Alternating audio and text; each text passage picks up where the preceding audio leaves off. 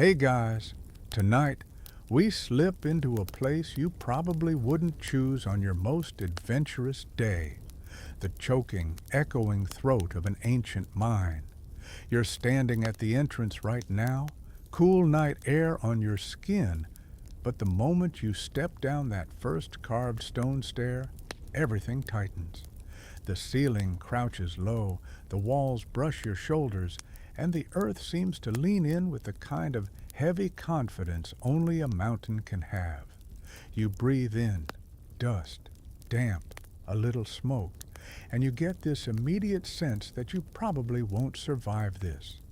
Not in a dramatic final boss way, but in the mundane, slow, deeply discouraging way thousands of ancient workers didn't. So, before you get comfortable, take a moment to like the video and subscribe, but only if you genuinely enjoy what I do here. And hey, tell me where you're listening from and what time it is for you. I love seeing the whole map light up. Now dim the lights, maybe turn on a fan for that soft background hum, and let's ease into tonight's journey together. You take your first step into the mine shaft, and the ground crunches under your sandals. Tiny pebbles roll out from under your feet like they're trying to escape before you do. Someone, probably you, because let's be honest, you're already losing the track of who's who down here, holds up a small oil lamp. Its flame wobbles with that, "Are you sure you want to do this?" kind of energy. The tunnel is angled downward, carved just wide enough for one unlucky worker at a time, and your shoulders automatically hunch, even though you still technically have room. Ancient miners did this same nervous tilt, trying to shrink themselves in spaces that refuse to grow. You feel the temperature dip as you descend, but the air thickens. It's like stepping into a basement that hasn't been opened since the Bronze Age, because, well, you basically have. Historians still argue whether certain deep shafts were meant to be this tight, or if centuries of collapses squeezed them smaller. But either way, the effect on your body is the same. Your chest tightens, your steps get slower, and somewhere around step 12, you start imagining what the exit looks like, just in case you need to sprint for it. Spoiler. Sprinting here is how you collect concussions. A mainstream historical fact drifts through your mind. Places like Lorien in ancient Greece were famous for their silver mines, which basically bankrolled Athenian democracy. Every shiny coin that passed through a bustling agora meant someone like you was sweating down here in the dark. And back then, miners weren't treated like brave heroes. They were treated like replaceable gears in a machine. A very creaky, poorly maintained machine with no customer support line. Your hand brushes the wall, and the rock feels strangely warm, like it's been storing the day's sun deep in its ribs. You notice that the tunnel isn't straight at all. It zigzags, dips, narrows, then suddenly opens just enough for two people to pass if they inhale dramatically at the same time. That weird design wasn't artistic flair.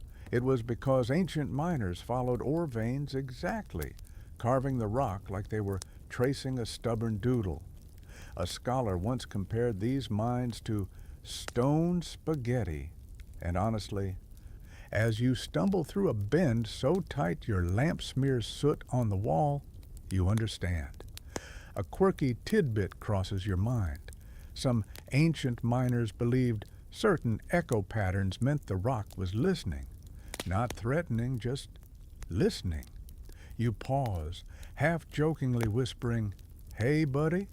And for a split second, the echo gives you the unsettling impression that the mountain whispered back. It didn't, probably. But this superstition stuck around because sound acts weird underground.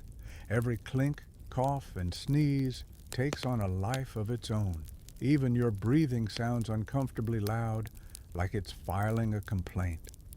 A dull thud from deeper inside the tunnel makes you freeze. You're not in danger, probably, but that doesn't stop your instincts from suggesting that maybe above ground hobbies are safer. You inch forward, ducking under a beam that looks just a little too confident in its supporting abilities. It's early in the shift, and already you're sweating. The smell of old smoke trails down the tunnel. Ancient miners often used fire setting, heating rock with flame, and then shocking it with water to fracture it. Historians debate how widespread the method was, but right now you feel the charred evidence clinging to your clothes. You reach a ledge where the tunnel suddenly plunges deeper, almost like a throat-swallowing light. A rope ladder hangs there, worn smooth by countless hands. You test it, and because you're a responsible person, you pretend you don't notice that some of the rungs wiggle in ways wood absolutely should not wiggle. One careful step at a time, you lower yourself into the shaft. Your sandals slip once, and the lamp swings wild shadows around you, morphing the rock into strange figures that look like cave-dwelling accountants judging your life choices. By the time you reach the bottom, your arms ache, your back wants a refund, and your knees are writing a formal complaint to HR. The air here is so still it feels like a solid object. It sticks to you, presses into your sinuses, and tastes like copper and regret. Ancient workers dealt with this every day. No wonder so many ancient texts describe mines as the realm beneath life. A joke slips into your thoughts. If gyms today wanted to create a historical workout experience, they'd just build a 30-degree tunnel with terrible ventilation and call it Miner Core Plus. You'd sign a waiver, do 3 steps, and immediately demand a refund and a smoothie. You shuffle deeper, lamp held high, and you start noticing the physical language of the place. Scratches on the wall, marks left by chisels, wedges, or bored miners passing the time. A faint groove carved into the ground where workers dragged ore baskets. A small alcove where someone once stored a water jar. Every detail says the same thing. Someone suffered here long before you. Another debate floats through your mind. Some scholars argue that children were used in narrow sections because adults simply couldn't fit. Others say the evidence is too spotty to be sure. As you squeeze through a squeeze that definitely was not designed for your shoulders, you silently vote in favor of the first theory. The tunnel deepens one last time, and the weight of everything above you settles like a heavy blanket across your spine. You're not even properly mining yet. You're just arriving. And already you feel the ancient truth pressing in. Down here, the mountain decides how your day goes. Somewhere ahead, someone coughs. Someone else mutters. You hear the faint scrape of tools. And just like that, you realize you're part of the shift now. You shuffle forward until the tunnel finally widens into a cramped work chamber, and the first thing you notice is the sound. Tiny, metallic, exasperated taps echoing like a frustrated woodpecker trapped inside a tin can. When your eyes adjust, you see why. Every worker in here is swinging a tool that looks, frankly, offended to be involved. Your own tool, the bronze pick you've been handed, is already suspiciously bent, as if it took one look at the rock wall and immediately decided, nope, I'm a decorative item now. You raise it anyway, just to test the weight, and realize bronze is both heavier and weaker than you hoped. Ancient miners didn't have the luxury of hardened steel. They made do with bronze chisels, stone hammers, and wooden wedges that split more often than the rock did. One mainstream historical fact hits you hard. Archaeologists have found whole piles of snapped chisels in mines like Rio Tinto and Sinai. Just imagining the heartbreak of breaking tool number 12 before lunch is enough to make your shoulders sag.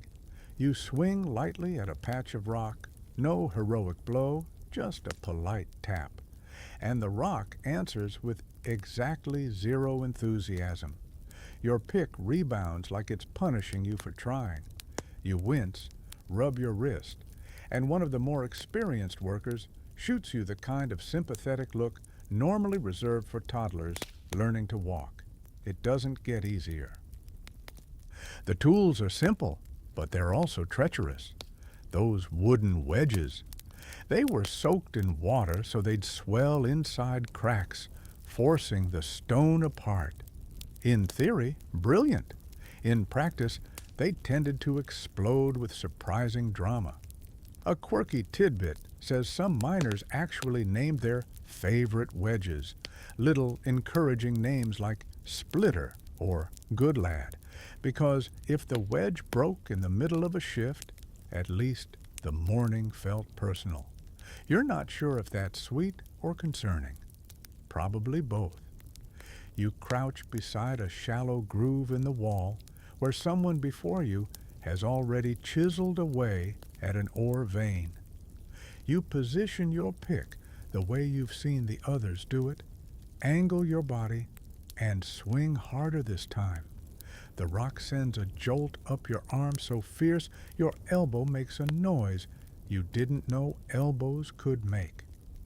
You take a shaky breath, thinking you might file this under terrible life decisions, right between eating gas station sushi and trusting an online personality quiz to tell you your destiny. A worker next to you mutters something that sounds encouraging, or maybe it's a warning, or maybe he's just complaining about breakfast. Hard to tell. What you can tell is that he's using a chisel so worn down it looks like a bronze toothbrush. He raises a stone hammer and taps it rhythmically, soft, soft, sharp, each strike ringing through the chamber. But when he pauses and brushes the dust away, you see the sad truth. He's only shaved off a few grains of rock. Hours and hours of work for barely a handful of progress. Historians still argue whether ancient miners rotated tools constantly or kept personal sets they repaired by hand. Some say organized workshops resharpened and reforged tools daily. Others insist miners had to do it themselves after shifts. Down here, both theories seem equally miserable. With how fast your pick is dulling, you'd need a full-time sharpening team just to make it through a morning. You strike again, harder now, giving the rock your best please cooperate energy. A pebble-sized flake falls off. One, single, flake. It lands in your palm like the saddest prize ever, as if the mine is saying, "Congratulations, here's your reward for 10 minutes of effort. Don't spend it all in one place." A joke slips into your mind. Your modern toolbox back home is probably laughing at you right now. That power drill you bought but barely use? It would look at your bronze pick like, "Aw, sweetie." You tried. You watch as another miner wedges a wooden spike into a hairline crack, pours water over it, and steps back. You brace yourself, expecting a slow expansion. Instead, the wedge pops loudly, like a cork fired from a champagne bottle of disappointment, and shoots across the chamber. Everyone ducks, but not because this is unusual. This is Wednesday. You retrieve the flying wedge, which now has a crack big enough to qualify as a canyon, and hand it back to its owner. He just shrugs as if to say, "Welcome to the club," and reaches for another one. A sad collection of broken wedges sits in a corner, looking like a graveyard for failed attempts. The lighting doesn't help. Your lamp flickers constantly, casting jittery shadows onto the wall.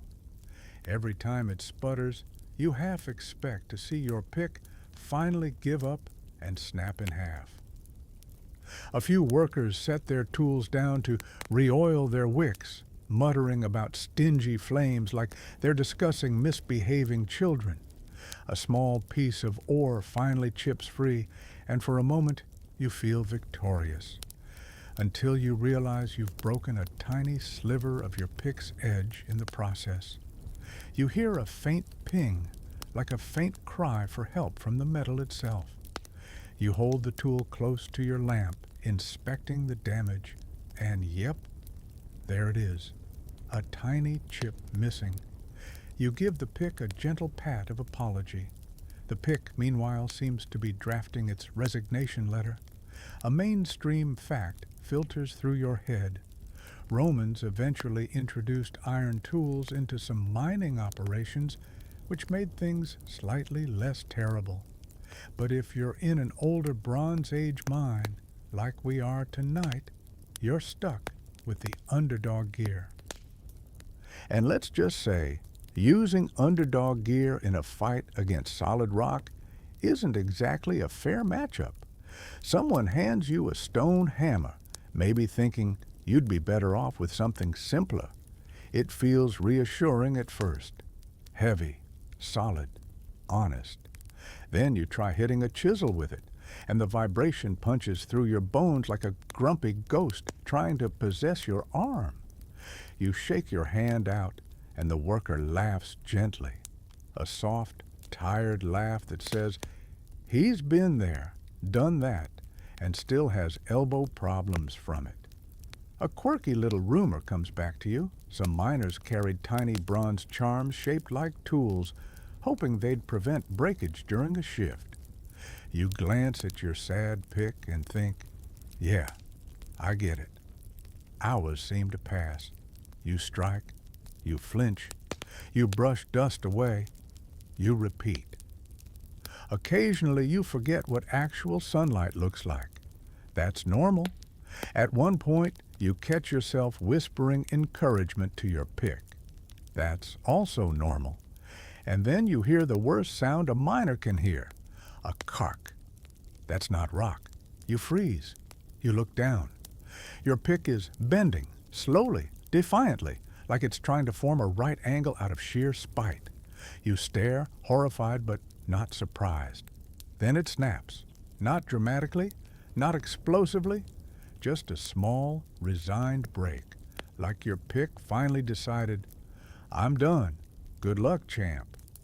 Every miner who hears it gives you the same sympathetic nod. They all know that sound.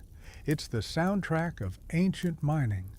You look at the stump of your tool, sigh, and reach for another one from the battered pile.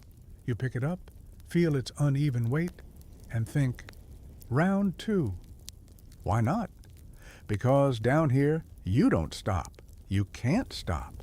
And the tools, they break long before you do. You shuffle back into the narrowing corridor with your freshly acquired replacement tool. If fresh can describe something that already looks like it's had a midlife crisis, and immediately notice the air changing. It's subtle at first, just a slight thickness, a faint heaviness, like walking into a room where someone microwaved leftover stew and didn't open a window afterward. You take a breath and instantly regret it.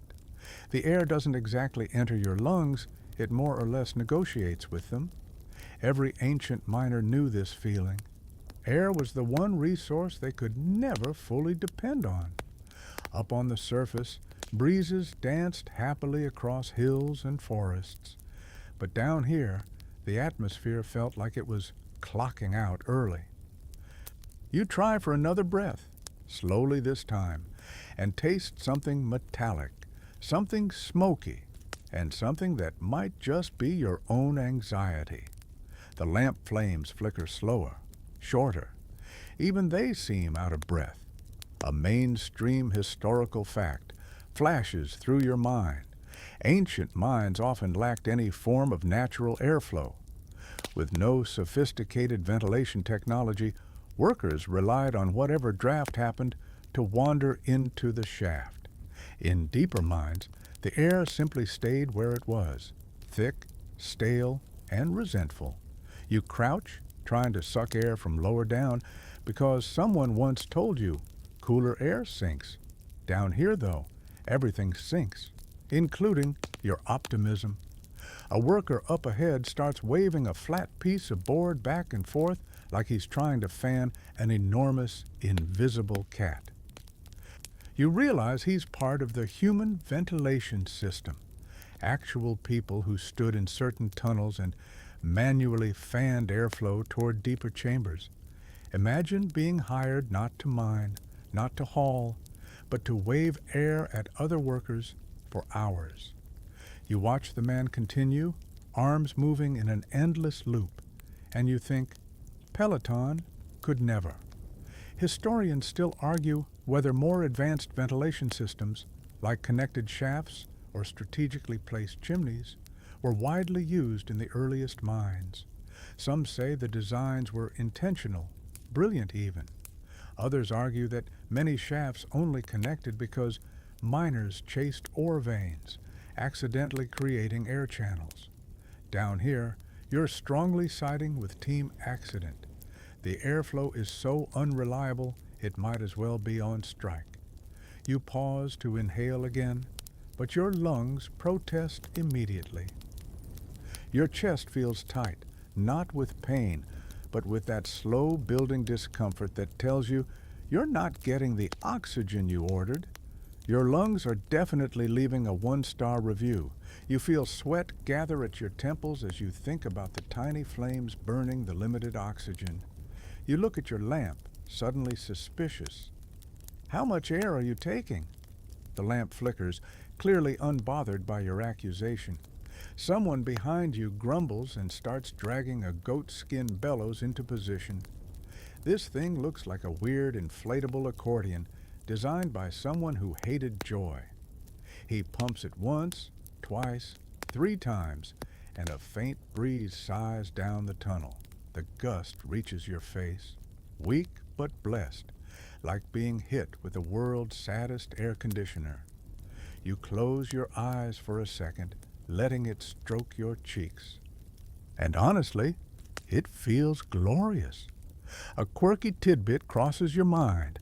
Some ancient miners reportedly chewed on aromatic resins like mastic to freshen the air they inhaled. Not because the resin did anything scientifically useful, but because smelling something pleasant helped them ignore the fact that they were basically breathing human-flavored soup. You consider whether chewing tree gum would help you right now, but you're not sure any fragrance could overpower the scent of sweat, soot, and existential dread. You move deeper, ducking under beams, sliding sideways through sections so narrow they feel tailor-made for someone 2 sizes smaller than you. The air gets worse with each step. Your lungs start filing paperwork for a formal complaint. You feel lightheaded, just a bit, like the world is shifting too slowly. Voices echo around you, thin and muffled, like masks made of fog. Someone coughs, another coughs back. Pretty soon it sounds like the tunnel is having a polite coughing conversation. And then you see it, a stretch of tunnel where the walls darken with soot, and the ceiling dips so low you practically have to fold yourself in half. This is where ancient miners used fire setting, heating the rock to crack it, which filled the air with smoke that liked to hang around for far too long. You instinctively try to breathe through your shirt, but the moment you pull the fabric up, you remember your shirt smells like the inside of a chimney. Not helpful. Your lamp sputters again, just a tiny wobble of the flame. But down here, every wobble feels personal. A worker notices your concern and taps your arm, gesturing to a small trickle of air drifting through a crack overhead. "Good spot," he says. You stick your hand up into the crevice, and sure enough, The faintest whisper of coolness brushes your fingers. It's like discovering a treasure, an invisible, essential treasure. You lean upward, trying to siphon as much of it as possible. You probably look ridiculous, but no one judges you down here. Everyone's too busy trying to inhale something that isn't disappointment. Historians debate whether small side tunnels like this were deliberately carved as ventilation channels or just resulted from miners testing for ore. Standing here, sniffing at a crack in the ceiling, you suspect the latter. If this was a designed airflow system, it was designed by someone who didn't pass the group project. You push onward, though your legs feel strangely floaty. Your brain feels wrapped in cotton. You know this sensation, mild hypoxia. The mind is basically trying to tuck you into a permanent nap.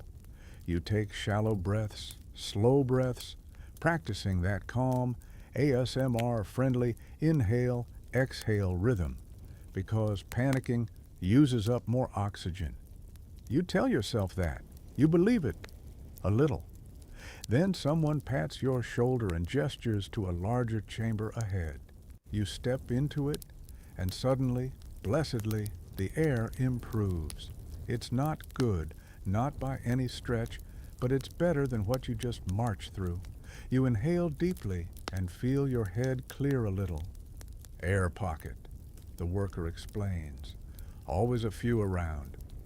You nod, grateful that the mountain sometimes accidentally designs little respites. One more joke wanders into your oxygen-starved brain. If ancient miners had Yelp, entire reviews would just be, "Room was small, tools were awful, air tried to kill me."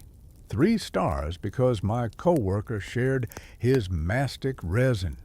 You lean against the wall for a moment, steadying your breath, feeling the air pocket swirl lazily around you. And once you're stable, you pick up your lamp, square your shoulders, and push onward again, into tunnels that get narrower, darker, smokier, because air down here never really wants you. You push deeper into the maze of corridors, letting the slightly improved air pocket drift behind you like a fleeting good mood. It doesn't take long before the darkness thickens again, soft at first, then heavy, then downright clingy. Down here, darkness isn't just the absence of light, it's a character with opinions. And chief among those opinions is, you don't belong here. Your little clay lamp sputters as though it's trying to warn you. You hold it out in front of you, squinting through the faint yellow glow. The flame wavers, stretching thin, shrinking, hiccuping. Just watching it work this hard feels exhausting. You'd give it an energy drink if energy drinks existed, or were allowed underground, or didn't smell like chemically powered bad decisions. Ancient miners worked entirely by lamplight. Tiny, shallow oil lamps filled with olive oil, animal fat, or whatever burnable goo they had access to. A mainstream historical fact slips into your mind. In many Mediterranean mines, archaeologists have found thousands of discarded lamps, often in long trails marking paths, like breadcrumbs, but flammable. You tighten your grip as you move forward, because if your lamp dies, the tunnel doesn't just go dark, it goes black. The kind of blackness that erases depth, distance, direction, and dignity. Even the sound seems to disappear into it. You might as well be floating in outer space, except outer space might actually have a better lighting budget. The flame sputters again, and you panic for a second, lifting the lamp closer to your face. Too close. You jerk your head back as the heat kisses your nose. Note to self, maybe don't raw dog fire next time. A worker behind you sighs and taps your shoulder, holding up his own lamp with a knowing look. His flame burns steadier, stronger. You wonder what brand of ancient wizardry he used, until he points to a tiny strip of dried fat tucked along the rim. "My grandmother's trick," he says, "keeps it burning longer." According to him, people used everything from rendered goat fat to fish oil, depending on what smelled the least offensive. Spoiler, they all smelled offensive. A quirky tidbit springs to mind. In some regions, miners supposedly mixed in little bits of animal marrow to thicken the oil. It wasn't efficient. It was just what they had. You imagine walking around with a lamp fueled by mystery bone goo and try not to think too hard about it. Down here, you take your luminosity where you can get it. As you shuffle along, shadows jump around the walls like hyperactive puppets. Your lamp exaggerates every bump and crack, turning rocks into faces, faces into monsters, and monsters into absolutely not, "I'm not going that way," shapes. You remind yourself they're just shadows. But shadows in a mind behave like they've read too many ghost stories and want to participate. Historians still argue whether miners ever used mirrored surfaces or reflective stones to extend light into deeper tunnels. Some believe those claims are exaggerated. Others think certain minds experimented with rudimentary reflection tricks. But as you look around, you see nothing reflective except your own sweat, which is definitely not helpful. You come to a steep downward slope where the floor seems to melt into darkness. You lower your lamp, trying to measure the depth. All the flame does is illuminate about 2 feet of nothingness and then give up. Great. Very encouraging. You begin your descent carefully, leaning forward, lamp held low. The flame dances wildly with each jostle. You try to protect it with your hand, cupping the lamp like a tiny, precious hamster whose life depends entirely on your ability not to sneeze. Your foot slips for a moment, and the lamp flickers so violently you're sure it's about to extinguish itself out of spite. You catch your balance just in time, heart hammering louder than any pickaxe. Darkness creeps in from the edges of your vision. It's subtle but unnerving, like the shadows are quietly voting on whether to swallow you. You breathe slow, steady, practicing that calm ASMR nighttime host vibe, but your lamp clearly didn't get the memo. It sputters again, then steadies, then sputters. It's the emotional equivalent of a clingy houseplant. A worker ahead of you shouts something faintly, and you hurry to catch up. When you reach him, you see he's stopped beside a small niche carved into the wall. Inside it sits a backup lamp, tiny, half-filled, old, probably left by someone who thought they'd come back to get it. They didn't. You feel tempted, but you know better. Old oil is basically lamp soup. Another worker adjusts his wick using a sliver of reed. You try doing the same, trimming yours delicately, and the flame jumps taller. It's a small victory, but down here, small victories feel like winning an award for Most Improved Flame. Then comes the worst moment. Your lamp dims unexpectedly, not slowly, no polite fading, just bam, like it dropped the mic.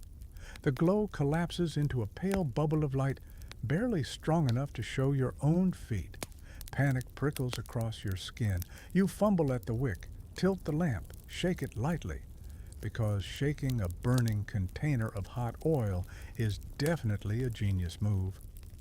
But the flame refuses to revive.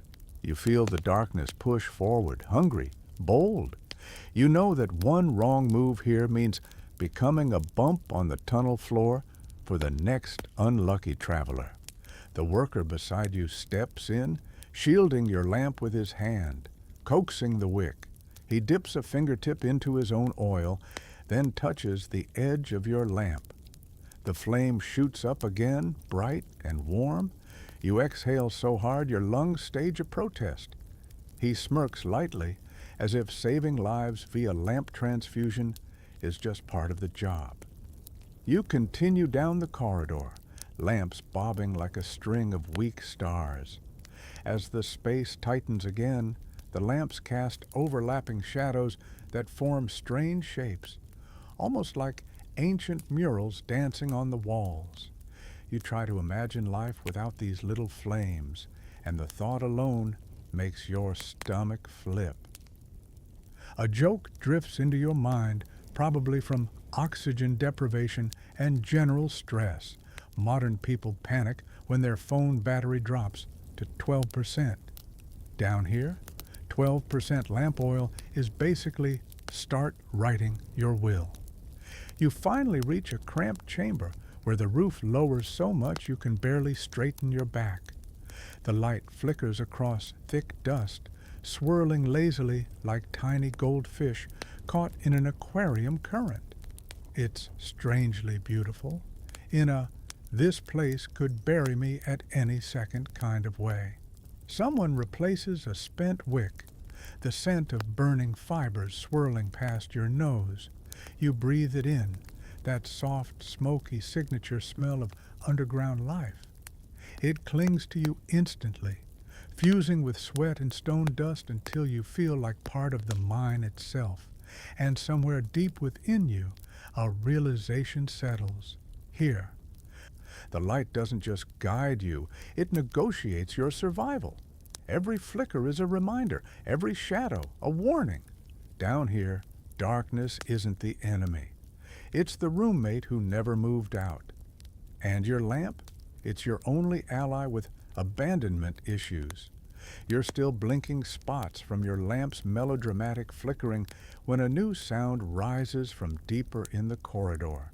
The steady scrape of boots, the rhythmic creak of leather, and the unmistakable tone of someone who believes clipboards should have been invented centuries earlier. You straighten instinctively because even underground you can tell when there's a boss in the room. And ancient minds, they had plenty of them. As you step into a broader junction chamber, the atmosphere shifts. Not the air. No, the air is still doing its best impression of lukewarm soup, but the energy. Workers suddenly correct their postures, tools swing with slightly more vigor, and conversations freeze mid-gripe. You recognize the universal language of supervisors are here. Some things never change. Standing at the center is an overseer, thin, alert, wearing a tunic that somehow looks cleaner than physics should allow in a mine. He's holding a wax tablet and stylus, ready to record every grain of productivity or laziness he witnesses. His lamp is noticeably brighter than yours, probably because he hasn't been swinging tools all night. Small perks of middle management. A mainstream historical fact flickers through your mind. Ancient mining operations, especially in places like Egypt, Greece, and Rome, required strict supervisory systems. Overseers tracked ore output, tool distribution, labor assignments, and occasionally just stood around looking judgy. Often these supervisors weren't miners themselves. They were scribes, soldiers, or estate officials assigned to ensure productivity stayed high and rebellion stayed low. You shuffle to one side as the overseer walks past, his sandals crunching lightly on the dusty floor. He barely glances at you, but somehow makes you feel like you're underperforming.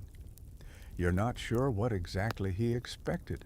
Olympic-level chiseling, underground acrobatics, a motivational speech for your pickaxe? One worker beside you mutters under his breath, "Don't make eye contact. He'll give you extra hauling duty." You definitely don't make eye contact. You study your lamp instead, pretending it's the most interesting thing you've ever seen, which under these circumstances might actually be true. The overseer pauses at a chalk-marked section of wall, tracing the vein with his stylus. He murmurs something to his assistant, who scurries off to relay the message. Probably a reassignment order or a strongly worded complaint about the rock's attitude. Hard to know. You continue observing, and you notice a chalk tally board nearby. Faint scratches representing baskets of ore removed, tools checked out, and workers assigned to different sub-shafts. These tallies were essential in ancient mines. Without them, chaos reigned. And chaos underground was the kind of chaos that led to unexpected geological surprises. No one here wants those. You lean closer to inspect the markings, brushing dust off the rock with your sleeve. Before you can get too curious, the overseer snaps something sharp in another language, and you step back instantly.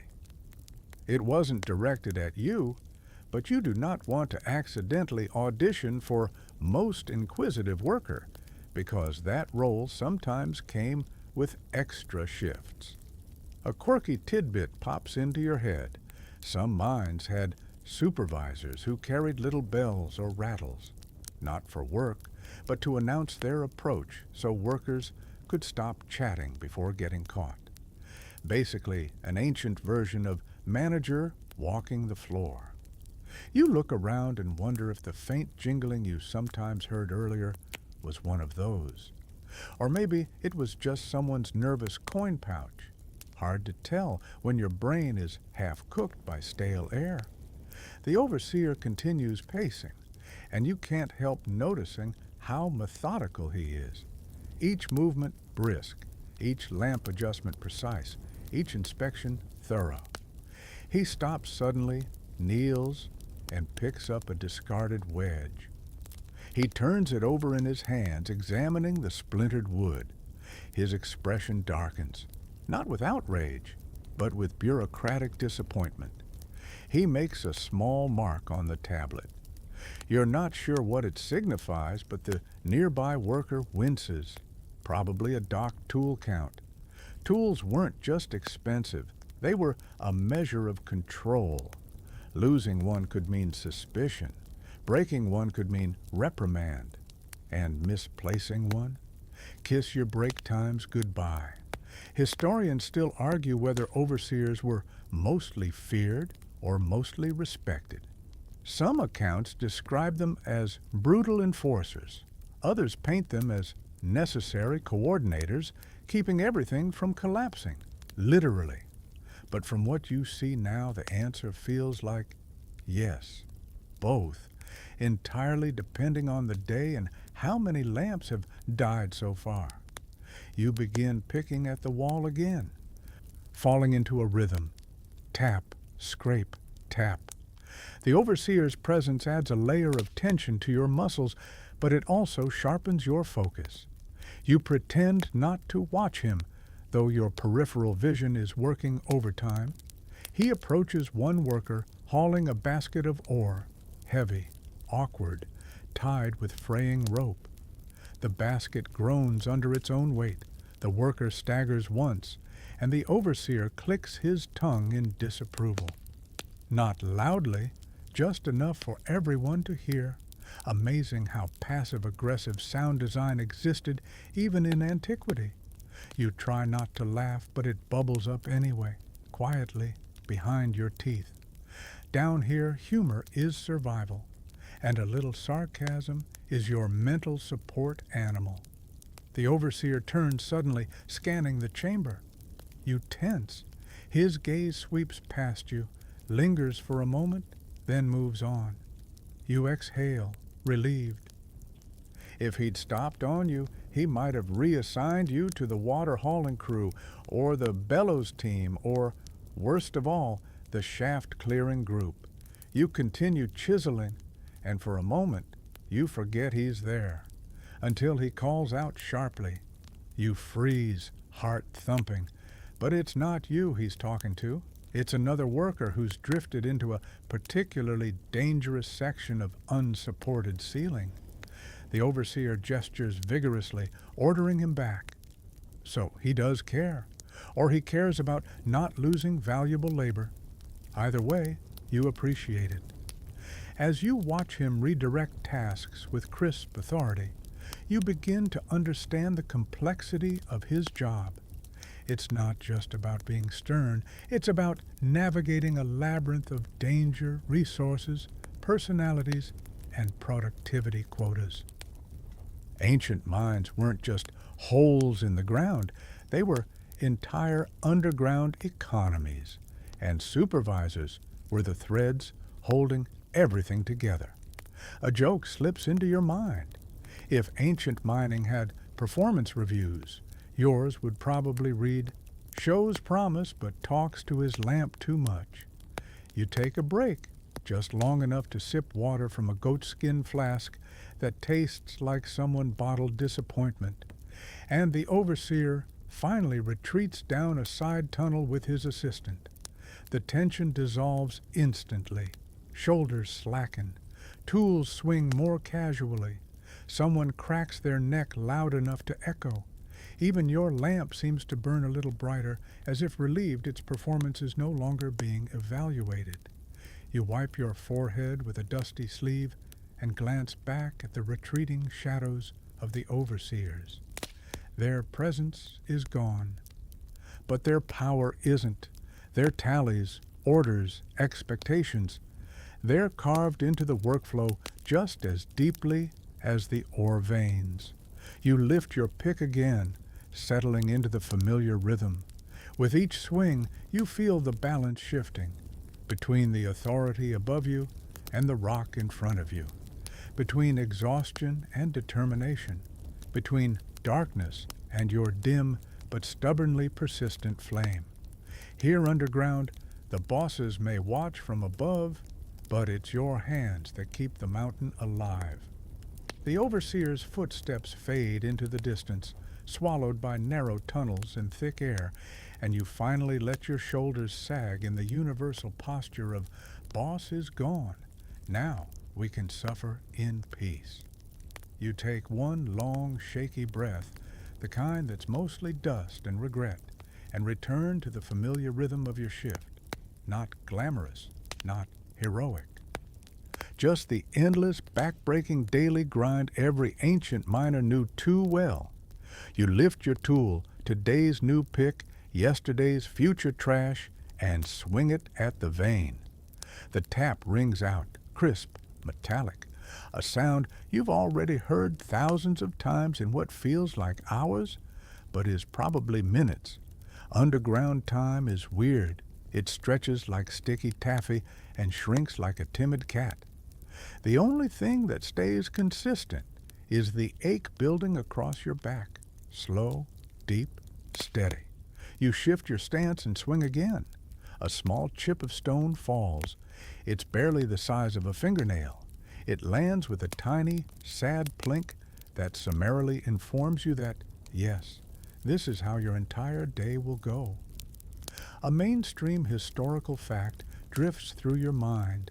In places like Lorient and Rio Tinto, miners worked long, brutal hours, often from sunrise to sunset. Even if they couldn't see either of those things underground, some accounts even suggest shifts could stretch into the night if overseers decided productivity looked a little sluggish. Down here, the body wasn't a temple, it was a tool that had to keep swinging. Tap, tap, scrape. Your muscles fall into that automatic motion, and so does your boredom. A special, immersive kind of boredom.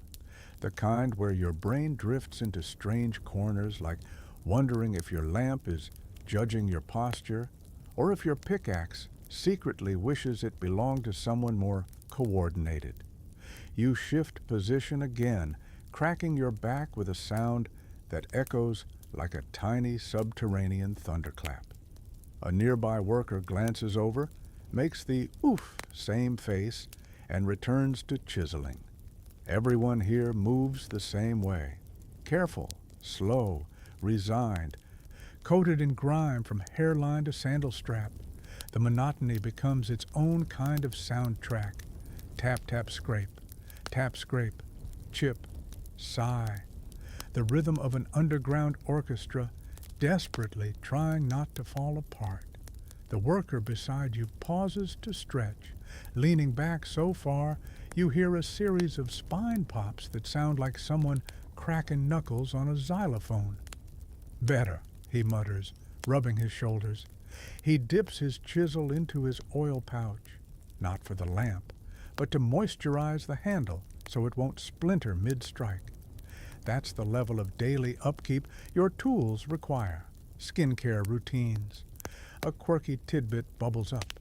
Some ancient miners reportedly sang repetitive work chants, partly to keep rhythm, partly to stay sane, and partly to warn others they were still breathing. A few scraps of old lyrics survive, simple, looping phrases about rock, dust, or the overseer's questionable personality. You hum a little tune under your breath, something rhythmic, something that helps your arms fall into autopilot. Tap, hum, tap. The hours drag. Or maybe it's minutes, hard to know. At some point, someone hands out a snack, if you can call it that, a dry bit of barley bread that tastes like it expired 3 dynasties ago. You nibble it anyway because hunger doesn't care about flavor profiles. Your lamp flickers. Again. Of course it does. You're deep in this pit, chiseling away like a determined termite, and your flame decides to have an existential crisis. You huff at it. It steadies. Barely. You peer down the corridor and see other workers shifting restlessly. It's not official break time, but everyone's bodies hit the same universal point of fatigue, the moment where muscles say, "Listen, we love the whole survival thing you're doing, but please, stop." Some workers sit for a moment, leaning against the wall, rubbing their arms, shaking out fingers that have gone numb from relentless vibration. You consider doing the same, but the overseer could wander back at any moment. Better to look busy. Historians still argue whether ancient miners had standardized shift rotations, or if workers simply persisted until someone shouted, "Enough." Some inscriptions imply structured hours. Others suggest a free-for-all system of work until you collapse or get yelled at. Judging by today's energy levels, both theories feel equally plausible. Your arms are jelly. Your back is plotting a mutiny. Your knees are writing a strongly worded letter to your future self. And yet, you keep going. Because everyone else keeps going. And if you stop, the silence from your corner of the mine will be loud enough to get attention. Another swing, another chip, another sigh. A worker across the chamber drops his tool and shakes his hand violently. He's hit a nerve wrong. The sting shoots all the way up his arm. You've felt it too. That sharp electric jolt that says, "Congratulations, you've bruised part of your skeleton." He flexes his fingers, grimaces, then picks the tool back up because what else can he do? At one point, you misjudge the angle and scrape the rock awkwardly. The vibration rattles your entire arm up your elbow into your shoulder. You wince so hard, your face forms a whole new wrinkle. Someone next to you smirks sympathetically, the universal minor gesture of rookie mistake, but we've all done it. You nod, embarrassed but comforted. Your lamp dims again, not out of spite this time, just low on fuel. You crouch down, unstopper your tiny oil flask, and pour a thin line into the shallow reservoir. An oily dribble lands on your sandal, and now your foot smells like if a salad dressing went through a midlife crisis. Classic. The worker across from you sneezes suddenly, sending a puff of dust swirling through the air like a tiny explosion. You both immediately regret breathing. The taste of rock hits your tongue like the world's worst seasoning. Another worker starts complaining, listing every ache in his body with the flair of a poet. His shoulders feel like broken amphorae. His legs feel like chewed reeds.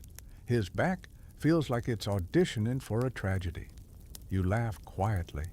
Humor is the only thing down here with any buoyancy. A joke drifts across your mind, too.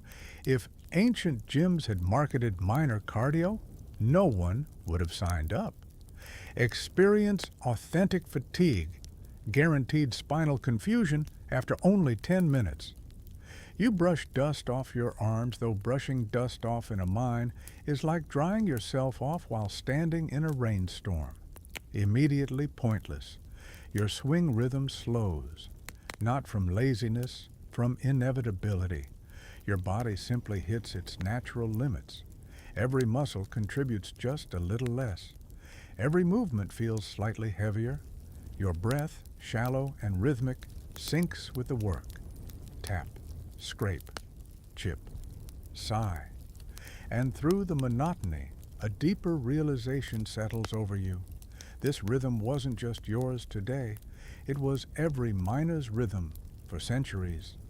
Day after day, shift after shift, chip after chip, until time itself became measured not by clocks, but by the aches accumulated in the dark. You straighten up slowly, too fast, and your spine will file a complaint and stretch your arms overhead. Something cracks, but you're choosing to believe it was just a pebble under your foot. Then you bend back to the wall, lift your tool once more, and swing. Because the grind doesn't stop. It just shifts from one muscle to another. You lift your pick again, settling into that slow, stubborn rhythm. Tap, scrape, tap. When something starts to sting at the back of your throat. At first you think it's just dryness, the usual underground scratchiness. But then you inhale again, and your lungs rebel immediately. The air feels gritty, sharp, almost spicy, in the worst possible way. You cough once, twice, and each cough feels like dragging sandpaper across your windpipe. Welcome to the real villain of the ancient mine, dust. Not the normal, I forgot to clean my bookshelf kind. No, this is dust with ambition, dust with opinions, dust made of pulverized rock, metallic particles, toxic minerals, and possibly a hint of existential dread. A worker nearby hacks violently, bending over with a hand on his knee. Another wipes thick grime from his lips. Someone else spits into the dirt, dark, muddy spit that tells you exactly what's living in his lungs. And then the taste hits you fully. Metallic, bitter, cold, as though you're chewing on a penny someone buried for 1,000 years. A mainstream historical fact rises up uninvited. Many ancient mines, especially those for silver, lead, and cinnabar, were filled with airborne particles that could permanently scar lungs. Ancient writers even noted how miners rarely lived long, often wasting away from chest sickness. You're now experiencing the exact sensation that inspired those ominous quotes. The dust swirls around you like a living thing. Every swing of your pick sends another puff into the air. You watch the debris drift lazily through your lamplight, tiny sparkling specks that would look beautiful if they weren't actively trying to poison you. You try breathing through your tunic. This helps for approximately 3 seconds until the cloth clogs with dust and you realize you've essentially attached a filter made of damp regret to your face. A worker gestures to you, tapping the side of his nose, then points to a small basket of herbs sitting in a niche in the wall. The leaves are dry, shriveled, and smell like disappointment, but he hands you one anyway. Chew slow, he says. Helps. You take it, bite into it, and immediately understand that this is less a remedy and more a distraction. Your mouth is now too busy protesting the taste to complain about the dust. A quirky tidbit pops into your mind. In some ancient mining communities, workers stuffed their nostrils with soft herbal plugs, tiny bundles of plants meant to filter the air. Early nose tampons, if you will. The practice wasn't universal, and scholars debate whether it actually worked or just looked ridiculous. But a few miners here seem to be employing the technique, shoving small wads of wool or herb into their nostrils with the kind of determination normally reserved for packing a suitcase right before the airport. You consider trying it, and then a chunk of dust wafts past your face so aggressively that you grab a scrap of cloth and attempt your own makeshift nasal fortification. It's not comfortable. You look absolutely absurd. But breathing becomes about 3% easier. You'll take it. As the dust thickens, your lamp's flame dims under the haze, turning the chamber into a soft, ghostly blur. Workers become silhouettes. Tools become shadows. Even sound feels muffled, like the dust is absorbing it. You cough again, hard enough that your ribs ache. You're not alone. Coughing is the unofficial soundtrack of mining life. A chorus of hacking, wheezing, throat-clearing workers echoes faintly, creating a strange rhythmic pattern that almost sounds like an underground symphony.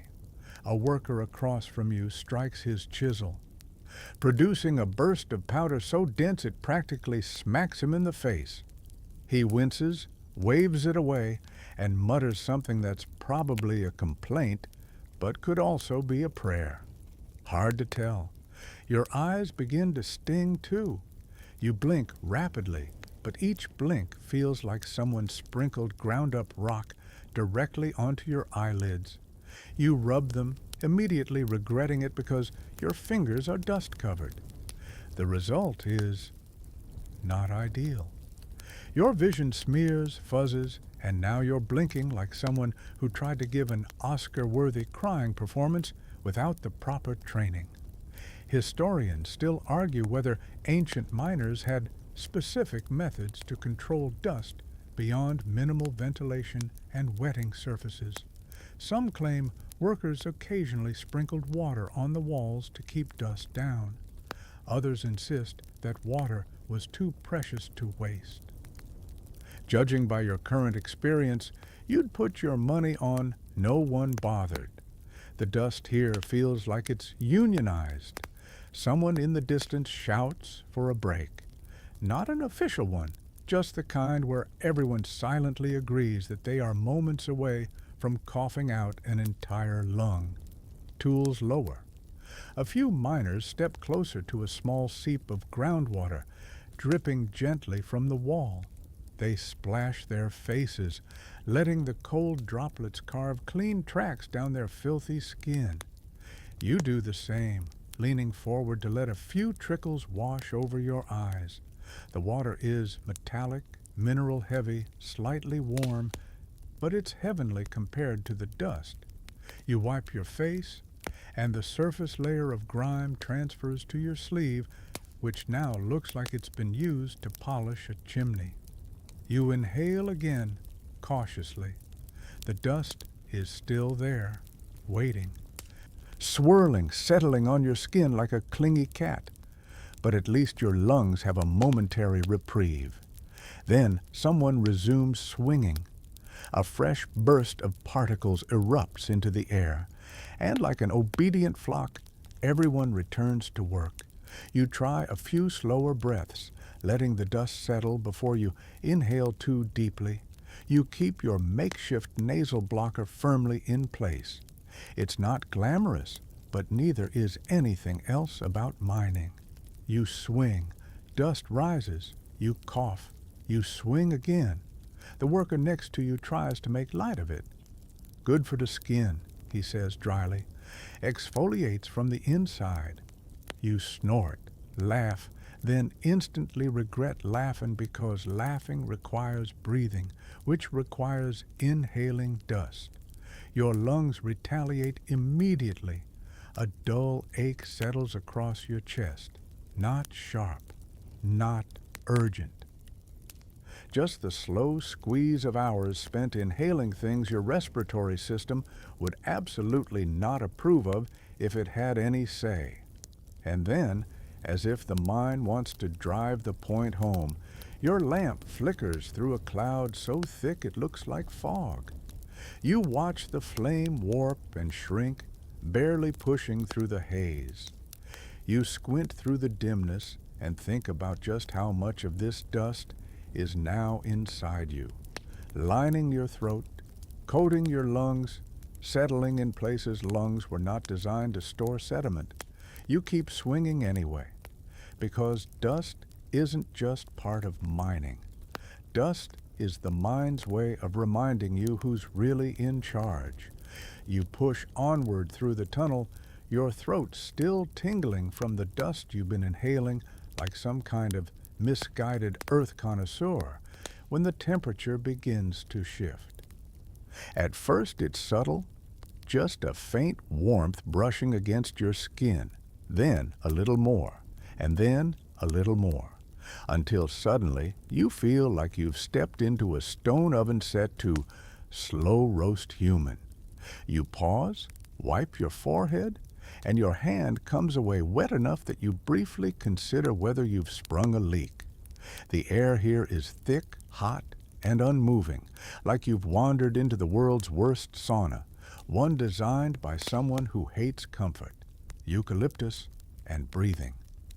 Welcome to the heat pockets. Ancient mines, especially deep ones, were notorious for their suffocating temperatures. A mainstream historical fact surfaces in your mind. Heat in ancient mines could reach levels so high that workers sometimes labored nearly naked just to cope, stripping down not out of choice, but out of basic survival. Add in the lamp flames, tightly packed bodies, and constant exertion, and the temperature skyrocketed to, "Why is my sweat sweating?" territory. You fan yourself with your hand, which does absolutely nothing unless spreading your own sweat around counts as cooling. It does not. You step forward and feel the heat intensify, like the mountain is slowly exhaling directly onto your face. Your skin prickles instantly. Sweat forms in places you didn't know had sweat glands. Even your sandals feel warm, like the floor itself is radiating heat with passive-aggressive enthusiasm. Somewhere ahead, a worker groans. "Hot zone," he mutters, wiping his forearms. As you approach, you see him leaning against the rock, cheeks flushed, chest rising and falling quickly. His lamp flickers weakly. The air is so hot, it's messing with the flame's stability. You take a careful breath. It's like inhaling from a kettle. Every molecule of air feels personally offended that you expect it to cool you. You slump against the wall, closing your eyes for a moment, trying to gather the willpower to keep moving. When you open them, you notice a collection of clay jars set against a small niche. Water skins, half full, warm as bathwater, but still precious. A miner passes one to you, and you sip gratefully, even though it tastes like mineral-infused disappointment. A quirky tidbit bubbles up. Some ancient miners reportedly rubbed animal fat on their skin before entering hot zones, thinking it would help trap moisture. Not exactly sunscreen, not exactly lotion, more like a glistening coat of desperation. You glance at your own sweaty arms and think, yeah, maybe not today. You press deeper into the corridor, and the heat gets downright absurd. It wraps around you like a wet blanket pulled from a dragon's laundry pile. Your shirt sticks to your torso like it's trying to fuse with your identity. Your hair clings to your face. Even blinking feels like a chore. Historians still argue whether these heat pockets were natural geothermal hotspots or simply the result of poor ventilation trapping body heat and torch flames. Some insist certain mines sat near thermal fissures. Others say the buildup of human and lamp heat was enough to cook you slowly over time. Down here, both theories feel perfectly believable. The mine has exactly the vibe of hot for many bad reasons. The worker ahead of you scrapes a bit of rock and immediately stops, leaning back as though the effort extracted the last of his enthusiasm. You hear him mutter something about missing the breeze back home. Breeze, fresh air, coolness. These are mythical concepts now, fairy tales, cultural folklore. You try to keep moving, but your clothes feel heavier with every step. Your lamp is sweating, or maybe that's just the oil melting faster than it should. Hard to tell. As you turn a corner, you stumble into what must be the worst heat pocket yet. The moment you enter it, your body reacts instinctively. Your heart speeds up, your breath shortens, your skin flushes instantly.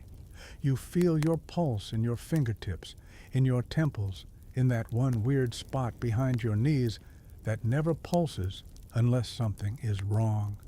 You brace a hand against the wall. Even the stone is warm to the touch, almost unsettlingly warm, like the mountain swallowed the sun and didn't bother chewing.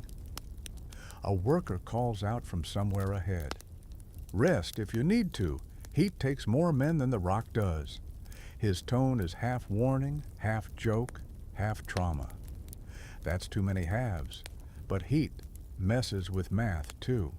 You lower your lamp, crouching to bring your face closer to the slightly cooler air near the floor. This actually helps. A little. 3%, maybe. You'll take it. Other miners are doing the same. Sitting low, leaning forward, hands on knees, panting softly. The entire chamber feels like a group of people trying to survive inside a malfunctioning bread oven. You hear the faintest gurgle of water nearby, some tiny underground seep dripping down the rock. You crawl toward it like a parched animal. The trickle is barely enough to wet your fingertips, but it's cool. Blessedly cool. One worker presses his forehead to the stone next to it, whispering gratitude to whatever cave spirit might be responsible. You do the same. It feels incredible, ridiculous, but incredible. You sit that way for a while, letting the cool stone draw heat from your face, your neck, your mind. Your shoulders slump. Your lamp's flame steadies a little. The heat is still intense, still overwhelming, but you're no longer on the verge of dissolving like a human snowman. After a minute, maybe two, you push yourself back up, slowly, carefully, muscles dragging like wet rope. You swing your pick again. The vibration feels heavier in this heat. Your arms protest. Sweat drips into your eyes, creating a salty sting that turns every blink into a miniature punishment. You hear chuckles from a few miners as they exchange the same old underground joke. Heat like this? We're already half cooked. Makes our funerals easier. You groan laugh because it's dark humor, but dark humor thrives where sunlight doesn't. You chip a few more pieces of rock, wipe your forehead for the 100th time, and feel your body sliding back into a weary rhythm. Pain, heat, sweat, breath, swing, repeat. The mine hums around you, and the heat wraps you tightly, as if reminding you that down here, comfort is optional and suffering is complementary. You keep moving anyway, because the mine may drink your sweat, but it hasn't drunk your spirit yet. You drag yourself out of the last roasting hot tunnel, still feeling like a lightly sautéed version of yourself when the air shifts again. Not cooler, not fresher, but heavier. There's an eerie stillness now, the kind that crawls up your spine and says, "Walk softer." Your lamp's flame twitches, not from any breeze, but as though it's nervous. You step forward, and for the first time tonight, you feel the mountain speaking. Not with heat, not with dust, but with movement. A low, almost imperceptible thrum rolls through the stone. You freeze. Another miner freezes. Everyone freezes, because in an ancient mine, echoes meant more than noise. They meant warning. You press your hand to the wall. It's subtle, faint, but undeniably there. A tiny vibration, the tectonic equivalent of a sigh. Maybe nothing, maybe everything. The rock here doesn't care about your anxiety, but it also doesn't care about keeping you alive. A mainstream historical fact slams into your memory. Ancient mines relied heavily on wooden supports, rudimentary beams wedged between the ceiling and floor to hold back the crushing weight of the earth. Some were sturdy, some were optimistic, and many were left to fend for themselves after years of pressure warped them into the shapes of very stressed-out trees. You glance around the chamber and see exactly that. Wooden beams bowing inward, twisted slightly, a few showing thin cracks.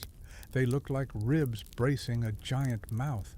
A worker taps one lightly with his knuckles. It responds with a soft, hollow sound. He grimaces, never a good sign.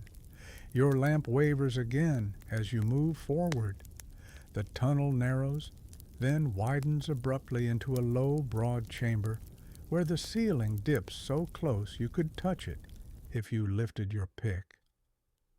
A few workers are already in there, chipping quietly, ears tuned for the slightest shift. One of them murmurs, "Stone's singing again," and that sends a ripple of unease down your spine. A quirky tidbit comes back to you. Some ancient miners believed that rock sang or whispered before collapsing, tiny groans, crackles, and vibrations that they interpreted as the earth giving warnings. In some places, workers even held little traditions of humming back, as if reassuring the mountain they meant no harm. Was it superstition? Probably. Was it oddly poetic? Absolutely. Was anyone eager to test whether it worked? Not really. You crouch low, studying the ceiling. Hairline fractures spider outward, thin as threads. Dust sprinkles down in tiny, lazy drifts.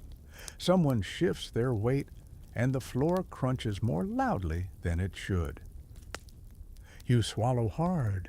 Historians still argue whether collapse risks were well understood in antiquity, or whether most workers simply accepted them as inevitable. Some sources claim miners were trained to read the rock's behavior. Others say the methods were little more than guesswork. Down here, you suspect the truth lies somewhere, uncomfortably, between the two. A soft pop echoes from overhead. Everyone hears it. Everyone stops. Another crack, faint, delicate, like a twig snapping under a pillow. "Back," a miner whispers. "Back, slow." No one argues. You all retreat like a single organism, careful, controlled, hardly breathing. When you've crept far enough that the ceiling rises a little higher, the group exhales collectively. The mountain settles again, or pretends to. Your pulse thunders in your ears. You shake the stiffness from your shoulders and follow the others into a safer adjoining tunnel. Safer here means less likely to immediately collapse, not comfortable. But the supports in this area look newer. Wood still straight, knots intact, fewer stress cracks. Someone dips water on one post, letting it swell tight against the ceiling. You remember hearing that ancient miners sometimes soaked their beams to keep them wedged firmly in place. Ingenious. Until the wood dried out and shrank again, which, judging by a few sad-looking posts nearby, it definitely liked to do. You crouch again and resume working, though every faint noise now feels like a personal attack on your nervous system. You tap lightly, you listen, you scrape, you listen, you shift your weight, you listen. The rhythm changes, becoming punctuated by fear. Your lamp flickers, not for dramatic effect this time, but because the air feels tense, still, as if waiting. You try to work slower, giving the rock fewer reasons to get cranky. Another miner hums under his breath, a soft, rhythmic sound. You realize it's not a song, but a kind of grounding habit, keeping himself calm, keeping the silence filled with something other than dread. You try humming too. It's not bad. Calming. Until the chamber answers back, not with your tune, but with a subtle groan deep in the wall.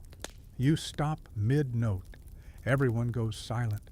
A single grain of dust falls from above, landing in your hair with the tiniest tick. You imagine the entire mountain holding its breath.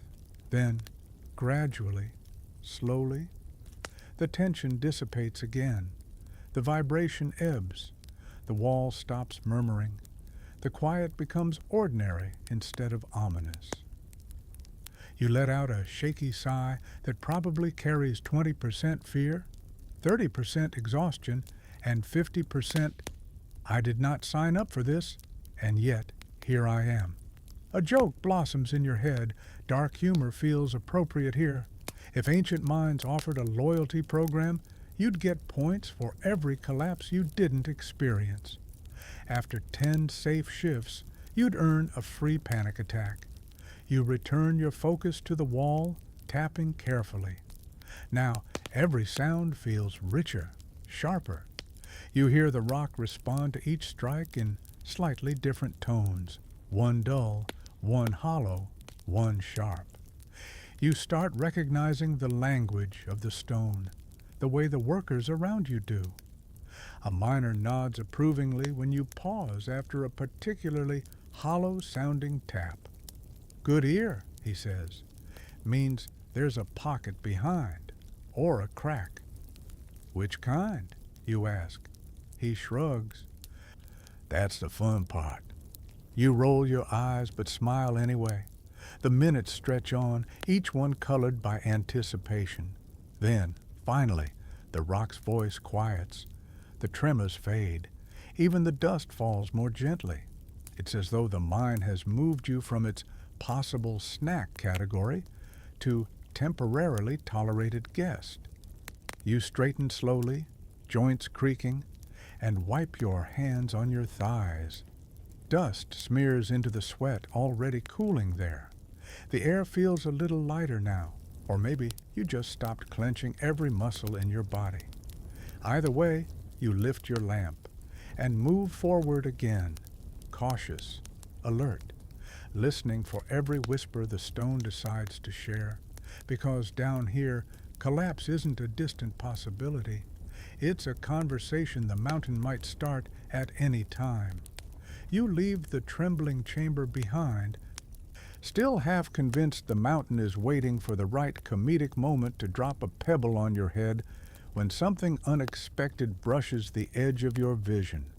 Not a shadow, not a falling fleck of dust. No. This one moves with purpose, small, skittering, definitely alive. You stop mid-stride, lamp held high, and squint into the dim tunnel. Two tiny reflective eyes stare back at you. You flinch, nearly drop your lamp, and instinctively make a noise that is absolutely not the heroic warrior cry you'd hoped it would be. The little creature hesitates, then darts away, fast, silent, disappearing into a crack like it pays rent there. Great. Because collapsing rock wasn't stressful enough. Now you have roommates. The deeper you go, the more you notice them. Little clusters of life scuttling across the stone, flickers of legs, wings, antennae. A whole underground neighborhood of creatures thriving in this inhospitable cave. Basically the worst Airbnb any species could settle in. A mainstream historical fact surfaces. Ancient mines weren't lifeless voids. Archaeologists have found remains of insects, mice, lizards, and even bats in mining systems across the ancient world. Some came down accidentally. Others stayed intentionally, drawn by food scraps, warmth, or just bad life decisions. You crouch to look closer at a small beetle crawling over your sandal. It's shiny, armored, and has the kind of confidence only something incapable of understanding mortality could have. You nudge it gently, and it just steps over your toe like you're an inconvenient pebble. Rude, but impressive. As you keep moving, another worker approaches holding something cupped in his hands. You tense, half expecting he's carrying a baby rock monster. But he opens his palms to reveal a small, twitchy creature. A mouse. Tiny, dusty, big eyes, judgy expression. Meet Snap-tooth, he says proudly. You blink. You named it? Course I did. He scratches the mouse under its chin, keeps the insects down, eats crumbs. Good luck charm. A quirky tidbit bubbles up from memory. In some ancient mines, workers actually kept small animals, often rodents, as unofficial mascots or pest control partners. Not pets exactly, but companions. Creatures that reminded them the mine wasn't entirely dead. Some communities even believed a friendly tunnel animal would lead you towards safer passages, or warn you when danger was coming. You study Snap-tooth with new respect. The mouse twitches its whiskers at you like it's evaluating your worth as a character in its underground soap opera. Don't worry, the miner says. He only bites people he doesn't like.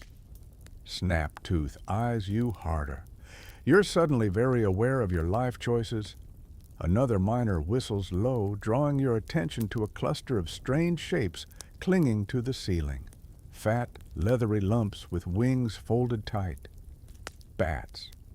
Most are asleep, but one shifts slightly, releasing a soft squeak, barely louder than a sigh. You watch them dangle like tear-shaped shadows, swaying gently with the airflow you didn't realize this tunnel had. You whisper, "Should we be worried?" "Nah," someone murmurs. "Bats are fine, as long as they don't wake up angry." You try not to imagine what an angry bat in a confined space looks like. You fail. As you continue deeper, the tunnel transitions from rocky silence to the faint patter of tiny footsteps. A lizard, small, pale, its skin almost translucent, dashes across your path and disappears behind a chunk of fallen stone. You blink at it, stunned. "Cave runner," a worker behind you says. "Little guys live off insects. Some say they're descended from ones that wandered in here centuries ago." You nod slowly. Makes sense. If you worked here long enough, you'd probably evolve scales, too. Historians still argue whether animals found in ancient mines were intentionally introduced or just wandered in while miners weren't looking. Some believe rodents snuck down with transported grain. Others think insects migrated naturally into deeper tunnels. And a few fringe theories claim miners even brought small creatures intentionally for company or even spiritual protection. Scholars roll their eyes at that last idea, but looking at Snap-tooth and his "I own this tunnel" attitude, you're suddenly not dismissing anything. Farther ahead, the walls widen into a chamber where the floor is dotted with small dry pellets. You know exactly what those are. Ancient mines may lack sunlight and fresh air, but they do not lack poop. Bat poop, mouse poop, mystery poop, possibly miner poop. You choose not to investigate. The worker next to you shrugs. "Welcome to the ecosystem." Your lamp flickers, casting jagged shadows that transform every creature into something larger, stranger. A cricket leaps in front of your foot, and your entire soul leaves your body for half a second. You inhale sharply, then laugh at yourself, quiet, breathy, shaky. You've faced rockfall threats, suffocating dust, blistering heat, but somehow The cricket is the thing that gets you. Animal noises ripple through the chamber, soft chirps, faint squeaks, the rustle of wings brushing stone. It's oddly comforting, like the mind is alive in more ways than just geological threats. The creatures exist here without complaint, without fear, without the crushing anxiety that defines your every breath. You glance at Snaptooth again. He's perched on the miner's shoulder now, nibbling a crumb with tiny hands like a judgmental gremlin. You whisper, "Does he ever try to escape?" The miner snorts. "Why would he? Down here, he's king." You mull over that. A mouse, king of the tunnels, makes as much sense as anything else you've seen today. You continue forward, stepping over a trail of small paw prints. Your lamp moves, light glinting off insect shells, reflective eyes, twitching tails. The tunnel creatures scatter ahead of you, weaving in and out of cracks as though they know this labyrinth far better than any human ever could. A joke bubbles to the surface. Even now, your brain can't resist. If you had a nickel for every time an animal startled you tonight, you'd have enough money to bribe your way out of shift duty. You press onward, deeper into the shadows, your lamp a tiny bubble of light floating through an underground world teeming with unexpected life. The creatures scuttle, flutter, squeak, and chirp. And you realize something strange. Down here, you're not alone, not even a little. You move on, watching Snaptooth disappear behind a stack of loose stones as the tunnel ahead widens into a sloping passage. At first you think the air is changing again. Cooler, maybe, or just less suffocating. But then you hear it. A faint trickle, soft and persistent, like someone pouring water slowly into a shallow bowl. You step closer, lamp raised, and then your sandal splashes. You freeze. You look down. There is water. On the ground. In the mine. Your brain takes a second to process this because water was supposed to be the one thing that stayed where you left it. In jars, in skins, occasionally dribbling from overhead cracks. But forming puddles? That's a whole new level of unwelcome. The tunnel floor dips gently, and the puddle becomes a small pool, and the pool becomes, well, it's basically a subterranean kiddie lake, a shallow one, but still deep enough to ruin your already questionable footwear. A worker ahead of you sloshes through ankle-deep water, muttering something that sounds like, "Not again." You soon discover why. In ancient mines, water wasn't just an inconvenience, it was a threat. A mainstream historical fact rises to the surface. Mines in Egypt, Greece, and Rome frequently flooded, sometimes catastrophically. Whether from underground springs, seasonal rain seeping through cracks, or distant aquifers nobody knew existed, water found a way in, and getting it out was an entire job category. Your foot sinks a little deeper with each step. Cold water swirls around your ankle, soaking into your sandal straps like they've been waiting all night for this betrayal. You lift your foot again, listening to the depressing schlup noise. Fantastic. At least the dust on your shins is getting a bath. As you wade forward, you see the cause of the miniature lake, a cracked wall where groundwater is weeping steadily through.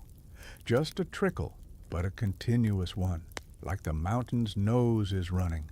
You touch it with your fingertips. It's cool, mineral heavy, and slightly metallic. The kind of taste that suggests the water really wants to petrify something. A group of miners is already gathered there, directing water into a channel carved along the tunnel floor. One worker kneels with a clay scraping tool, shoving mud out of the way so the water flows cleanly. Beside him, two others operate a drainage system, a pair of leather buckets tied to a simple pulley.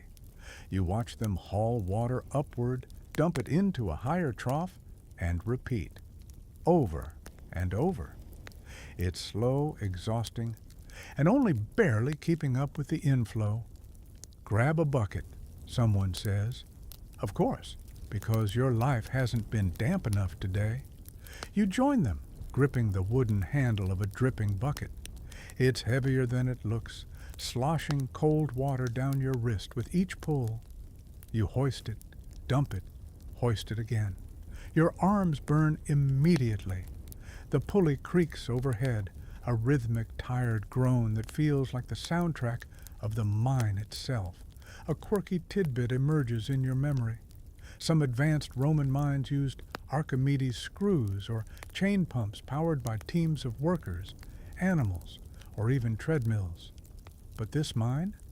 Definitely too old or too broke for that kind of innovation. Here, water removal is done by human stubbornness and hope.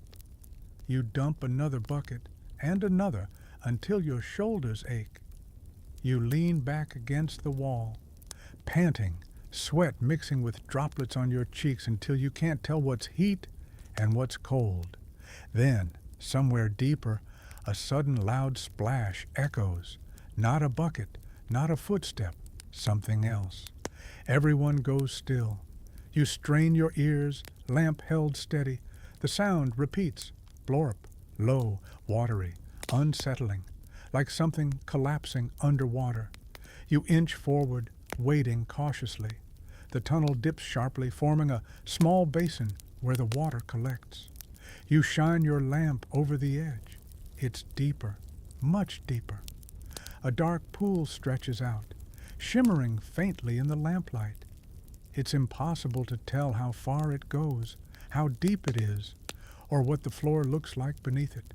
A miner whistles low. New pocket, flood pocket. 2 words you did not need in your life tonight. Another swings his lamp over the water. You watch the ripples shimmer with soft orange reflections. It could be peaceful if it weren't a prequel to potential drowning. Historians still argue whether ancient miners intentionally mapped flood zones or simply reacted whenever water appeared. Some believe they had primitive hydrological knowledge. Others insist the evidence is far too scattered. And right now, staring at a mysterious hole of questionable depth, you strongly suspect the ancient technique was, if it fills, fix it. If it doesn't, celebrate. You lower yourself to one knee and dip your hand into the edge. The water is icy cold, shockingly so. Your skin prickles instantly. This isn't surface runoff. This is groundwater from far below, pushing upward with ancient stubbornness. Think it'll rise more, you ask? A miner shrugs. Maybe, maybe not. Depends what the mountain wants. You hate that answer. The group sets to work carving another drainage trench, their small chisels hacking trenches in the already softened floor. Mud flies, water shifts. Someone slips and curses softly. You start digging too, scooping mud aside with a flat stone, watching the new channel slowly coax water away from the deeper pool. It works, barely, but the flow slows just enough for the tension in your body to relax by maybe 5%. You sit back, stretching your aching arms. The water glides along the trench, gurgling softly, a surprisingly pleasant sound after all the clanging and coughing you've heard tonight. Then someone laughs lightly. On the bright side, he says, at least the water keeps the dust down. You snort. Yeah, great. The mine is trying to kill us, but at least it's moisturizing. A few tired chuckles ripple through the group. Laughter sounds strange in a flooded tunnel, soft, hollow, echoing off stone and water alike. You stand again, water swirling around your ankles, lamp held high. The chamber glows with eerie reflections, ripples dancing across the ceiling, turning the whole place into a warped, shimmering world. where up and down blur together. You take another step, shoes squelching loudly, and even though your feet are soaked, your shoulders sore, and your nerves frayed, you keep walking, because in a mind like this, water isn't just an inconvenience. It's a reminder that the mountain can move, shift, or drown you whenever it wants, and yet you press forward anyway, one splash at a time. You slosh out of the flooded passage, sandals squeaking like disgruntled water birds, and follow the others back into a drier corridor. You expect relief, maybe even gratitude, but instead you're hit with something far stranger, the realization that you have absolutely no idea what time it is, not vaguely, not approximately, not even in the is it morning or afternoon sense. Down here, time dissolves. It melts. It slithers away between pick strikes and coughing fits and lamp refuels until all that's left is the rhythm of work and the ache in your muscles. You lift your lamp, squinting into the darkness ahead. It feels like hours since the shift began, or maybe it's been 1 hour or 12. You honestly can't tell. The mind doesn't give clues. Your body doesn't tell the truth. And your lamp, well, it's doing its best, but it's not exactly the atomic clock of the ancient world. A mainstream historical fact surfaces. Ancient miners often worked without any view of the sky for entire shifts, sometimes for days at a time. Without sunlight, moonlight, or shadows, the human sense of time went feral. Archaeological evidence even suggests some mines had small carved markers or tally stones where workers scratched lines just to reassure themselves that they were still living in sequence. You run a thumb over one such scratch on the tunnel wall, just a faint, lonely line etched by someone who probably feared they were losing their grip on the hours. You understand that fear completely. The tunnel ahead opens into another chamber, a surprisingly wide one with a slightly domed ceiling. A few miners sit along the edges, breathing slowly, eyes half closed, resting, maybe meditating, maybe dissociating, maybe both. You step in quietly. Your lamp's glow expands over the stone floor, revealing piles of discarded wicks, broken tools, and a small stack of smoothed pebbles arranged in a circle. You tilt your head. "What's that for?" you whisper to the nearest miner. He blinks lazily and gestures with his chin. "Time stones." "Time stones," you echo. He nods. "Move one after a task. Helps us track how long we've been in this pit." You crouch beside the circle. There are 12 stones, each worn smooth by thousands of tired fingers. Some miners use their own systems, knots tied in rope belts, scratches on wood shafts, notches cut into lamp handles. Here, they use rocks, a simple tactile way to remind themselves that moments still exist. A quirky tidbit pops up. In a few ancient regions, miners carried tiny charms carved with rising or setting suns, symbolic reminders of the world above. Not accurate clocks, not even slightly useful, but comforting. The psychological version of a nightlight. You sit there, running your hand over the nearest stone. It's warm, alive, almost. A marker of time in a world that refuses to show it. "Move one," the miner murmurs, "since you survived the water pocket." You gently slide a stone into the center of the circle, and something inside your brain goes, "There." A unit of something. You don't know what, but something. A subtle hum builds around you, not mechanical, but human. One worker is humming softly again, a rhythmic sound meant to center the mind. Another taps his thumb lightly against his knee. Someone else breathes in that slow deliberate pattern people use when they're trying not to panic. Historians still argue whether ancient miners used chants, rituals, or deliberate breathing to combat the psychological toll of timelessness. Some scholars believe workers developed entire routines to reset their internal clocks. Others insist the evidence is too sparse to be conclusive. But here, in this chamber, with exhausted workers practicing their own quiet rituals, you can tell the debate is missing something. This isn't religion. This isn't superstition. This is survival. Your own inner clock is scrambled, twitching like a magnetized compass. You close your eyes, settling into a kneeling position, and let the quiet vibrations of the chamber wash over you. For a moment, it almost feels peaceful. Almost. Your lamp guttering breaks the spell. You open your eyes to see the flame shrinking again, your third emotional crisis of the shift.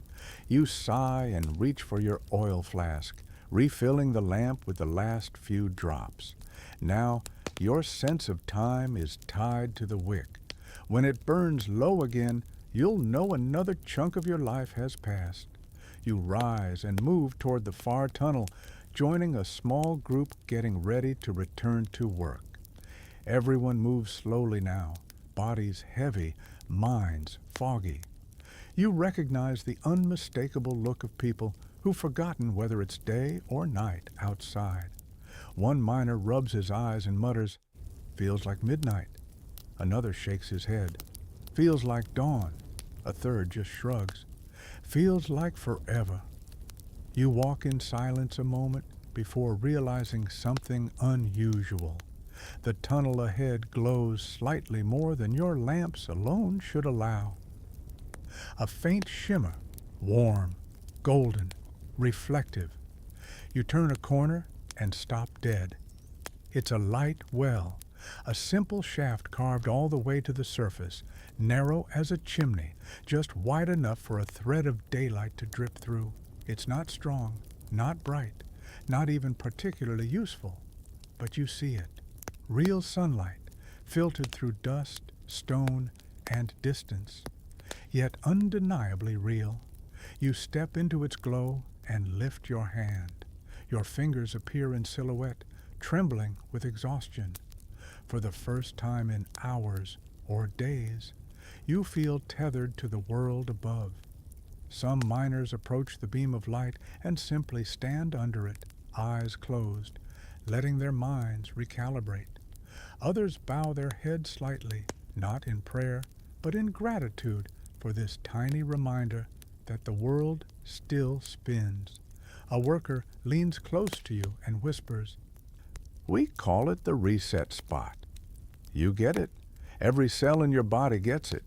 You breathe slowly, deeply. Your lungs finally expand without panic. Your pulse steadies.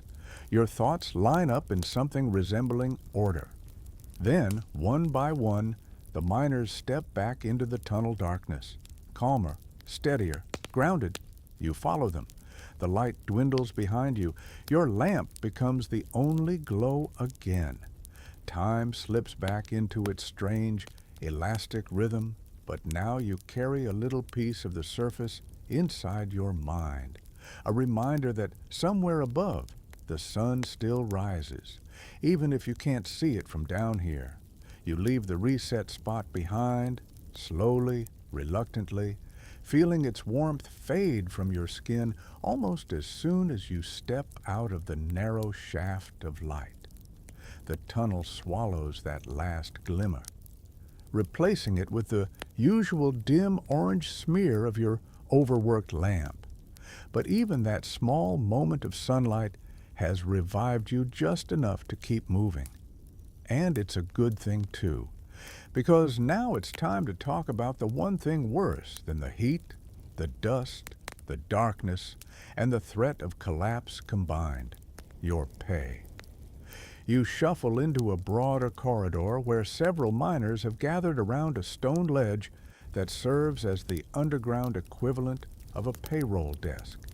The overseer isn't here yet, but the workers are already slumped in a waiting posture that screams financial disappointment incoming. You take your place among them. A few men sit on their heels, heads bowed.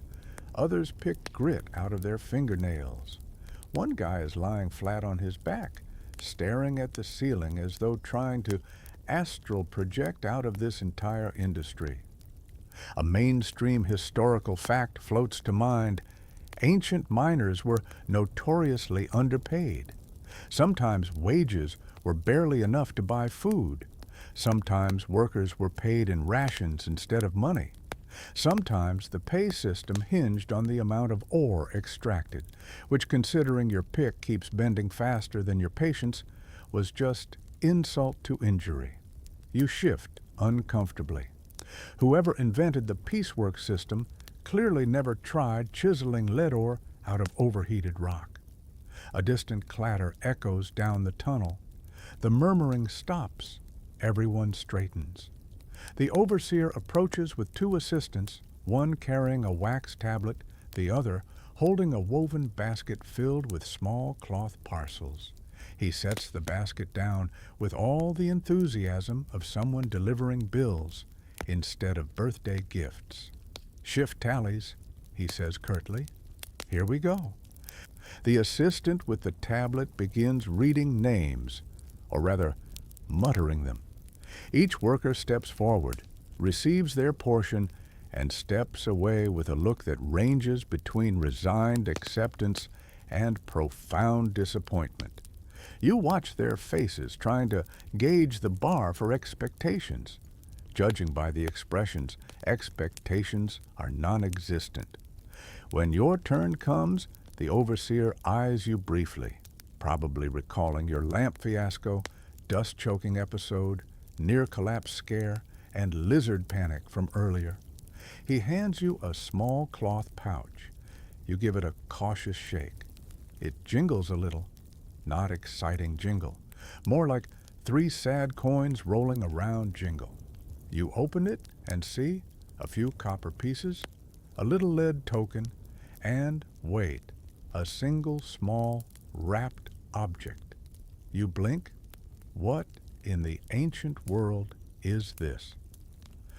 A miner beside you leans over and whispers, "Oh, good, you got one of the bonuses." "Bonus?" He smirks. "Onions." "Onions." "Yep, sometimes garlic. Depends what came in from the surface." You stare at the small lump.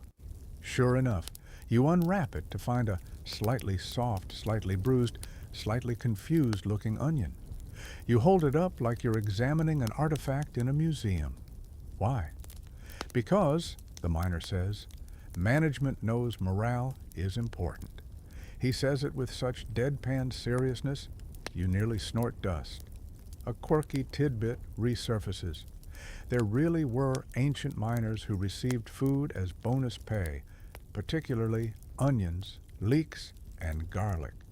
Not because the overseers cared about nutrition, but because those foods traveled well, helped with hydration, and supposedly boosted strength.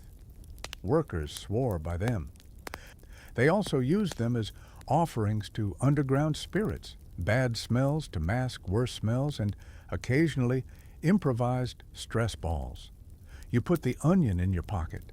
It's not money, but it is slightly comforting. Soft, round, emotionally supportive. You step aside, joining the cluster of freshly underpaid laborers. "So," you ask, "is this normal?" "Yep." "Does it get better?" "Nope." A beat. "But sometimes," another miner says, "you get 2 onions." You nod solemnly. Motivating. The men around you laugh. A tired, frayed laugh, but real. The kind workers use to survive another round of bad news. You join in, letting the humor lighten your chest even as your coin pouch stays depressingly light. One miner dumps his ration into his hand and counts out the coins with theatrical despair. "This," he declares, "is enough to buy maybe half a loaf of barley bread if the baker is generous or drunk. Trade an onion for it, someone suggests. Nah, he says. My wife says if I bring home another onion instead of actual money, she'll use it to hit me. You slip your own pouch away, thinking back to all the chiseling, all the dust, all the nearly falling to your doom moments. And this? This is the reward? A few bits of metal and a vegetable that has seen things? Historians still argue whether miners were paid fairly compared to other laborers of the time. Some say the hazard justified higher wages. Others claim mining was so low status that fair pay wasn't even on the table. Looking at your pouch, you're strongly on the they were absolutely underpaid side of the debate. The overseer finishes the tally and leaves with the same dramatic swish of authority he arrived with. The workers disperse slowly, some heading back to their posts, others toward rest alcoves to nibble on food or simply stare into existential nothingness. You find a spot along the wall, sink down to the ground, and open your pouch again. The coins look dull in your lamplight. You rub one between your fingers. It's rough-edged, worn from years of circulation. You wonder how many hands it's passed through before reaching yours. Probably dozens, hundreds maybe. You take out the onion again, despite everything. It makes you smile. It's ridiculous, but it's yours. Then, from deeper in the tunnel, a voice calls out, "Break's over." You groan softly, join the others standing up, and stretch your sore limbs. Every joint cracks in protest. Your spine sounds like it's been sitting in a cave for centuries, which, to be fair, it kind of has now. As you gather your tools, you hear a miner joke. "Cheer up. If we dig fast enough, maybe they'll give us garlic tomorrow." You chuckle weakly. Garlic would actually be an upgrade. Another miner pats your shoulder. "Don't think too hard about the pay. If you do, you'll go mad." "Is that why Snaptooth gets the best mood out of all of us?" you ask. They laugh, and someone answers, "Absolutely. He works for crumbs." You pocket the onion again, tie your coin pouch tight, lift your lamp, and return to the darkness. Because in ancient mines, payment wasn't measured in coins. It was measured in survival. And tonight, at least, you earned both. Barely. You trudge back down the corridor, onion safely pocketed, lamp flickering like it's gossiping about your financial situation.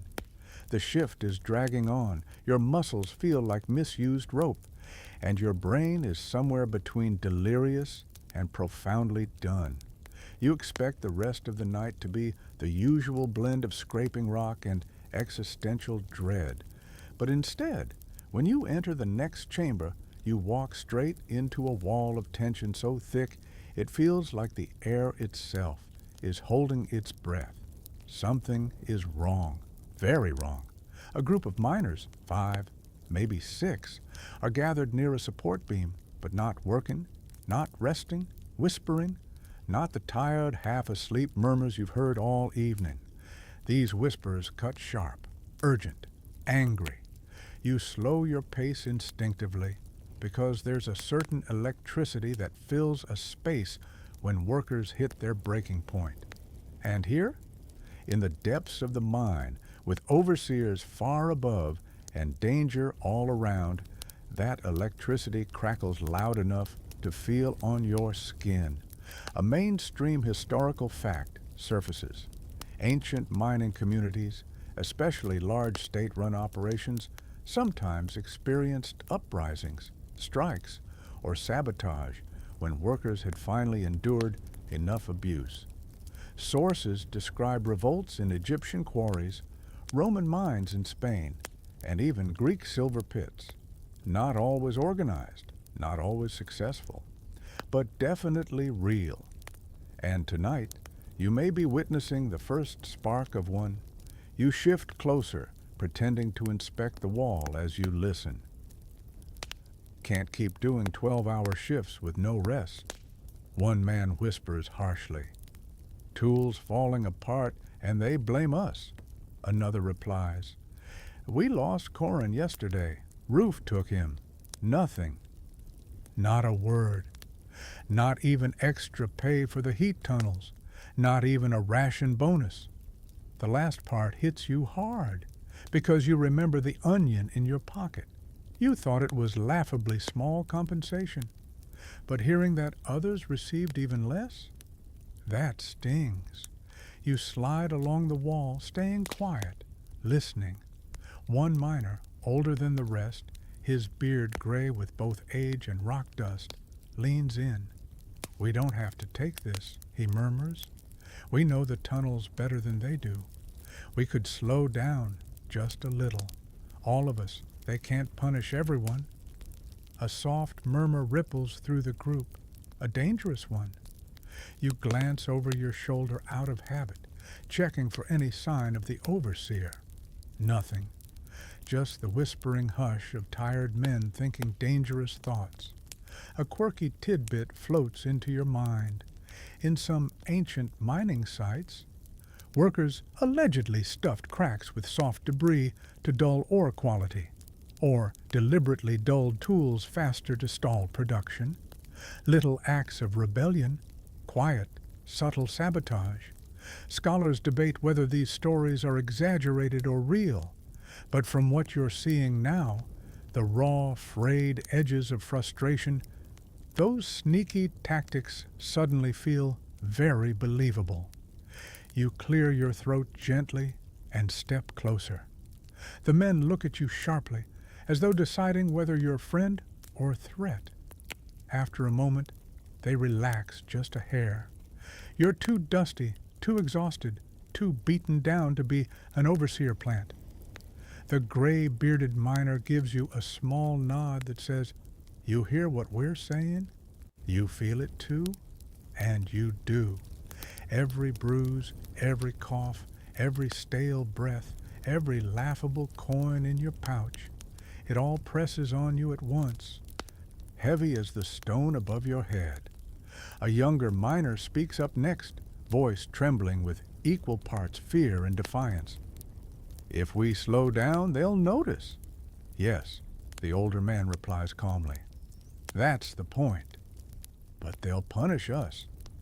Only if they can figure out who started it. Silence again, thick, heavy, tense. Historians still argue over whether miners coordinated revolts through whispered meetings, coded knocking sounds, or even through passing tools with hidden marks. The evidence is fragmentary, contradictory, tantalizing, but the mood here aligns perfectly with those ancient accounts. Workers ready to ignite overwork into rebellion, but terrified of the flame catching the wrong person first. You swallow hard. You understand the temptation, truly, but you also understand the danger. A mine is not a safe place for conflict. With collapsing ceilings, unstable beams, and 1,000 tons of stone pressing from all sides, all it would take is one moment of tension spilling over into reckless action to bury everyone, rebels and loyalists alike. Still, the anger here is real, alive, breathing the same dusty air you are. Listen, another miner says softly. We're not talking about breaking anything, not yet. Just moving slower, working safer, making them feel it. Feel what? You ask quietly. He meets your eyes. His stare is so intense it nearly knocks the breath out of you. That we're not tools, he says. We're men. The word echo in your mind. Not tools, men. It shouldn't be a revolutionary concept, but down here, it is. The group goes quiet again, as though absorbing the weight of their own plan. No one raises their voice. No one pounds a fist. Revolts in mines didn't look like riots.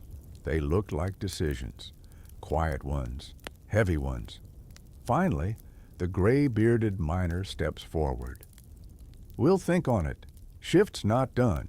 He gives each of you a subtle, meaningful look before heading back toward the next tunnel. One by one, the others disperse. No agreements made, but none denied. The crackle of rebellion fades like smoke, leaving you standing there with your lamp and your thoughts, both flickering uneasily. You lift your tool, but your hand shakes slightly, not from fear, from the understanding that what you just witnessed was ancient, powerful, and impossibly human. People at their breaking point. A joke bubbles up, dark, uninvited, exhausted. If the mind doesn't collapse on us, management might. You breathe out through your nose, a soft half chuckle. It escapes before you can stop it. Then you return to your work, slower now, more cautious, as though the mountain is listening. And maybe it is, because down here, revolt doesn't roar, it whispers. You leave the whisper-filled chamber behind, the echoes of tension still clinging to your mind like stubborn dust. The miners return to their tasks, their tools tapping in a rhythm that feels different, slower, heavier, more intentional. You blend into that rhythm too, partly because your muscles have long since given up on speed, and partly because you now feel the quiet weight of the decision brewing among the workers, an unseen agreement that the mine won't get every ounce of them today. Your lamp wobbles as you walk, its glow a small, shaky halo that barely reaches the floor. The flame is low. Your oil is nearly spent. Your feet ache in ways your feet didn't even know they could ache. Every step sends a soft, echoing pulse up your shins, and then, far ahead, a faint current of fresh-ish air brushes past your cheek. You stop, inhale, blink. It's not clean air exactly, more like air that hasn't been recently used by 10 sweaty adults. But down here, that counts as practically alpine quality. We're heading up, a miner murmurs behind you. Up!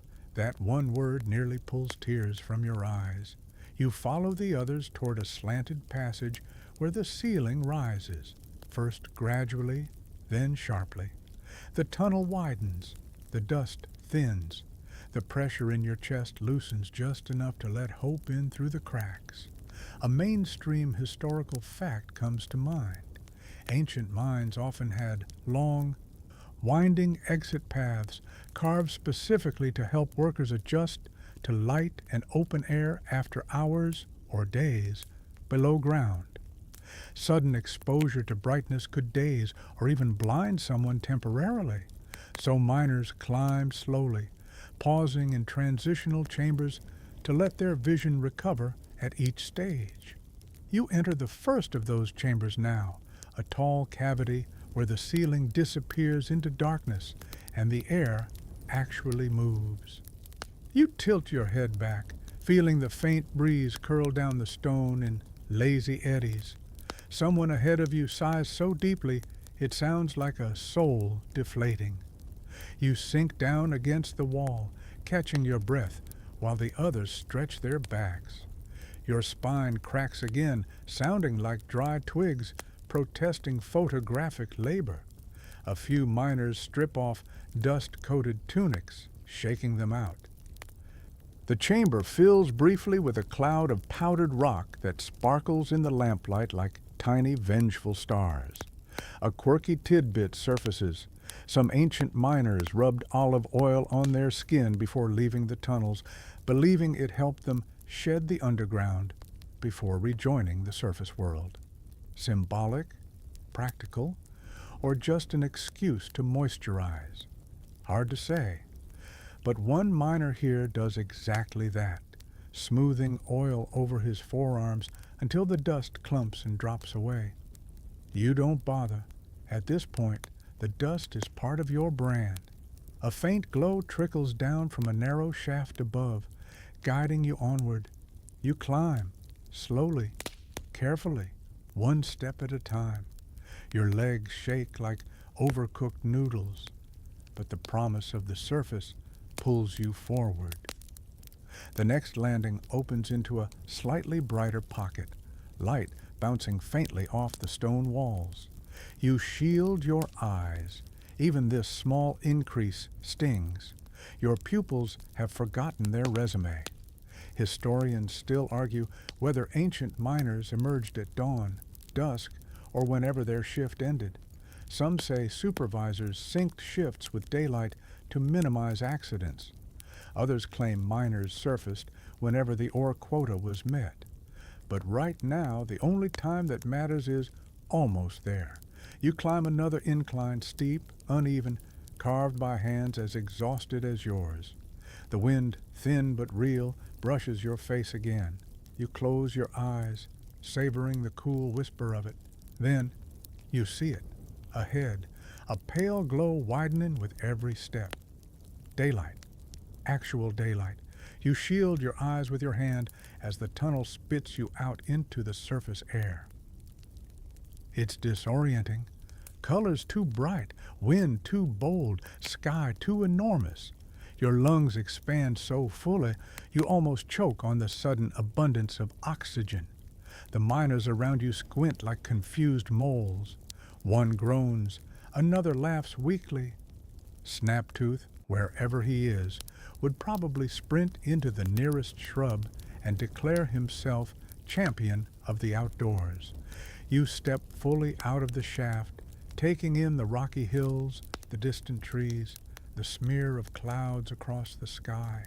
The world looks huge compared to the cramped, oppressive tunnels you've spent what feels like a lifetime navigating. You sit on a sun-warmed rock, letting its heat seep into your bones in a far gentler way than the mine ever did. Your clothes are stiff with sweat and dirt. Your hands shake from fatigue. Your pockets hold a few coins and a very squashed onion. But you're here. Breathing, above ground, alive. A joke drifts lazily through your mind, the kind you can only make when survival is no longer theoretical.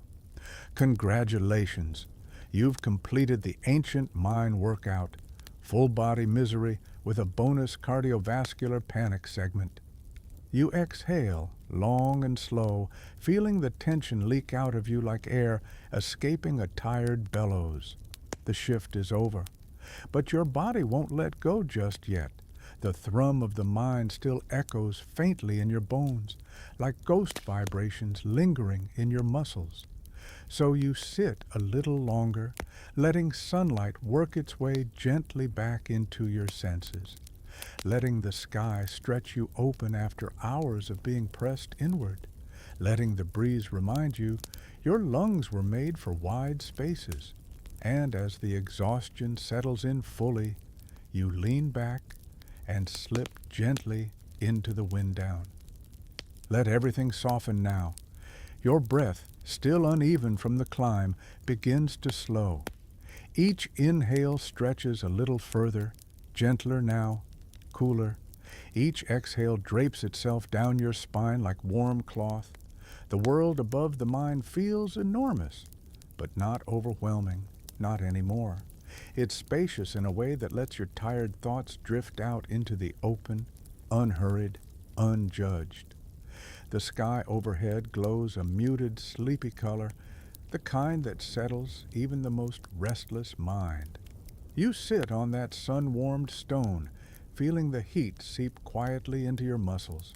Not the harsh, suffocating heat from below, but a soft, forgiving warmth, like the world finally putting a hand on your shoulder and saying, "It's over now. You can rest." The dust still clings to your clothes, but you barely notice. The aches in your back and legs blur into something distant, softened by the open air and the slow rock of your breathing. You let the memories of cramped tunnels fade, each one dissolving like mist under morning light. Your lamp is extinguished now, its flame no longer needed. The daylight itself feels gentle enough to cradle you, letting your senses unwind one by one, sight, sound, breath, each loosening like knots unspooling. Stay here a moment longer. Let your thoughts drift the way dust floated through your lamplight, easy, weightless, unhurried. Feel the earth solid beneath you, no longer pressing down, but holding you up. And as your mind grows quieter, softer, slower, let the final traces of the mind slip away. Let the day close around you in warm, steady silence.